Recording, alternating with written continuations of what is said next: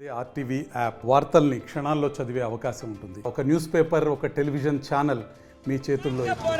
45 రోజులుగా పంజాబ్కు చెందినటువంటి రైతు నాయకుడు, ఎస్కేఎం నాయకుడు జగత్ సింగ్ దల్లేవాలా అమరణ నిరాహార దీక్షకు పూనుకున్నాడు. దాన్ని ఇంతవరకు కూడా పట్టించుకోకుండా కేంద్ర ప్రభుత్వం ఒక సోద్యం చూస్తున్నటువంటి దుర్మార్గమైనటువంటి పరిస్థితి అలా దేశంలో, భారతదేశంలో కొనసాగింది.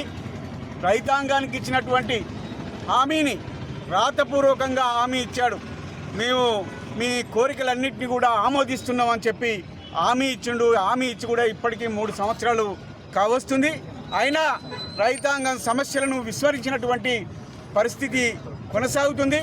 దాన్ని దృష్టిలో పెట్టుకొని ఆ హామీ ఇచ్చినటువంటి రైతాంగ సమస్యలన్నింటినీ కూడా అమలు చేయాలి అని చెప్పి, ముఖ్యంగా మినిమం సపోర్ట్ ప్రైస్ ఎంఎస్పిని చట్టబద్ధం చేయాలనేటువంటి ఒక కోరికతోటి జగత్ సింగ్ దల్లేవాలా 45 రోజులుగా నిరాహార దీక్ష చేస్తున్నాడు. ఆయన ఆరోగ్య పరిస్థితి కూడా విషమించింది.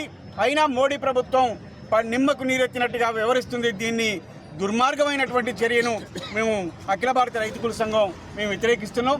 ఆ దల్లేవాలాగా అమరణ నిరాహార దీక్షకు మేము సంఘీభావం తెలుపుతున్నాం. ఈరోజు దేశవ్యాప్తంగా కూడా ఆయన సంఘీభావ కార్యక్రమాలు ఇలా దేశవ్యాప్తంగా జరుగుతున్నాయి. ఇప్పుడు కేంద్ర ప్రభుత్వం యొక్క దిష్టిబొమ్మను కూడా మేము దగ్ధం చేయడం జరిగింది.